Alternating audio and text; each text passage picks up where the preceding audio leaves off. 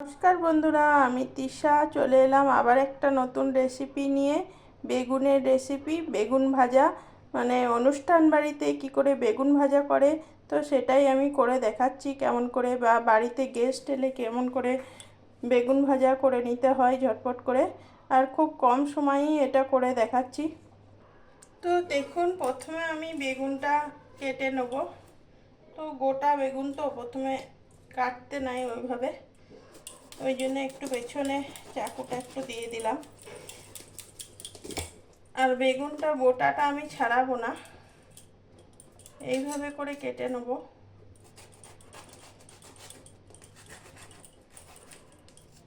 লম্বা লম্বা স্টাইলে কাটবো।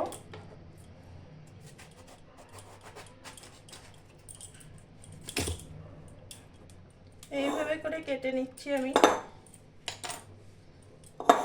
এই লম্বা লম্বা করে, দেখতেই পাচ্ছেন। বেগুন আমার এখানে 6 পিস হয়েছে।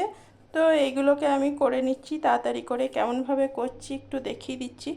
বেগুনটা প্রথমে ম্যারিনেট করে নিতে হবে। তো আমি দিয়ে দিচ্ছি 2 চামচ মতন বেসন, 1 চামচ হলুদ, 1 চামচ কাশ্মীরি লঙ্কা গুঁড়ি, 1 চামচ নুন, সামান্য একটু চিনি। চিনিটা অপশনাল, দিতেও পারো না দিতেও পারে, অবশ্য দিলে ভালো হয়, টেস্টটা খুব সুন্দর আসে। আর দিয়ে দিলাম পোস্ত দানা কিছু, আর দিলাম চালের গুঁড়ি, অল্প চালের গুঁড়ি দিয়ে দিলাম। চালের গুঁড়িটা দেওয়ার জন্যে ভালো ক্রিস্পি হয়, মানে খেতে খুব সুন্দর মুচমুচে হয়। এটা সমস্ত উপকরণ ভালোভাবে এইভাবে মিশিয়ে নেব। এইভাবে করলে বেগুনটা নরম হয়ে যায় না, খুব সুন্দর পাঁপড়ের মতন মুচমুচে হয় খেতে। তো এইভাবে তোমরা করে নেবে বন্ধুরা। অবশ্যই সমস্ত উপকরণ ভালোভাবে মিশিয়ে নিতে হবে। বেগুনগুলো মাখাবার সুবিধার জন্য আমি একটা থালাতে নিয়ে নিচ্ছি আগে। সমস্ত বেগুন থালাতে নিয়ে নিলাম। এবারে আমি ম্যারিনেট করে নেব। এইভাবে চিপকি চিপকি লাগিয়ে নেবে সমস্ত এই গুঁড়িগুলো, চালের গুঁড়ি, তারপরে বেসন, এগুলো চেপে চেপে লাগিয়ে নেবে। আর খেতে দুর্দান্ত হয় এইভাবে বেগুন ভাজা করলে।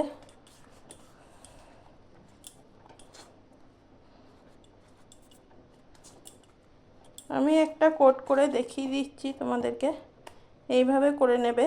আমি এই বাটির মধ্যে রাখছি এক এক করে। বেগুনগুলো আমি ভালোভাবে কোট করে নিলাম। তো এইভাবে আমি 5 মিনিট মতন রেস্টে রেখে দেবো। অপর দিকে গ্যাসের ওভেনটা অন করে দেবো। একটা কড়াই বসিয়ে নিয়েছি, কড়াইটা ভালো করে আমি গরম করে নেবো। কড়াই ভালো করে গরম করে নিয়েছি, আর দিয়ে দিলাম তেল। তেলটা তবে একটু বেশি করেই দিতে হবে, এটা অনুষ্ঠান বাড়ির স্টাইলের বেগুন ভাজা হচ্ছে, তার জন্যে তেলটা একটু বেশি পরিমাণেই লাগবে।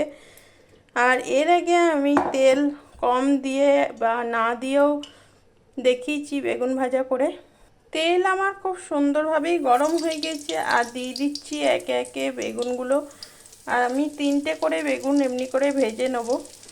আর অবশ্যই 5 মিনিট মতন ম্যারিনেট করে রাখতে হবে, তা না হলে ভালো করে ম্যারিনেট হবে না বেগুনগুলো। আর মিডিয়াম আঁচে ভেজে নিতে হবে। আমি যেমন মিডিয়াম আঁচ রেখেছি এখানে। মিডিয়াম আঁচে করলে খেতেও খুব সুন্দর হয়। আর একদমই তাড়াহুড়ো করবে না, এইভাবে আস্তে আস্তে উল্টিয়ে দেবে। আমি করে দেখিয়ে দিচ্ছি কেমন করে করছি, আর তোমরাও ঘরে করে নেবে, দেখবে খুব সুন্দর হবে। আস্তে আস্তে করে করবে।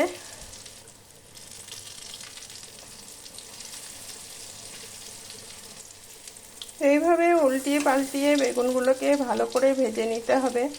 আর এই বেগুন ভাজাটা এরকম করে করে নিলে খুব সুন্দর হয়ে যায়। ডাল আর বেগুন ভাজা দিয়ে ভাত চলে যায় অর্ধেক। অবশ্যই 1 মিনিট পর পর উল্টিয়ে নিতে হবে, কারণ না উল্টালে পুড়ে যাওয়ার চান্স থাকে। এইভাবে করে করে নিতে হবে।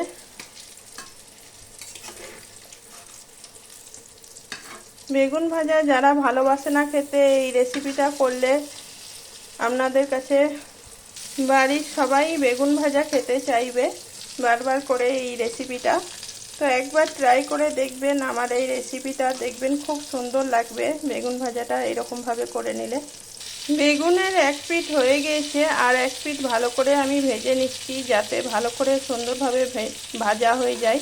কাঁচা থাকলে ভালো লাগবে না খেতে, তো ডুবো তেলে করতে হবে, এটা খেতে খুব সুন্দর হয়। তাহলে এই বেগুনগুলো আমার খুব সুন্দরভাবেই ভাজা হয়ে গিয়েছে, আর একে একে আমি তেল ঝরিয়ে আমি সুন্দরভাবে এরকম করে তেল ঝরিয়ে তুলে নেব। তেল ঝরিয়ে বাটির মধ্যে রেখে দিচ্ছি।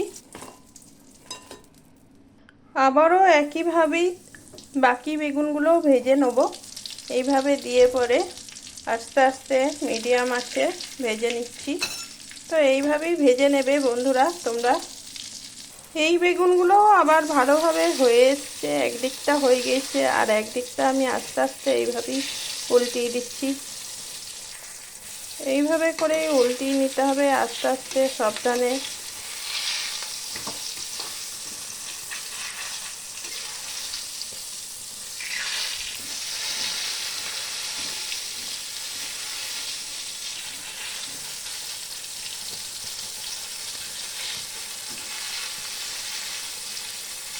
দারুণ খেতে লাগে এগুলো, না মানে বানালে আপনারা বুঝতে পারবেন না।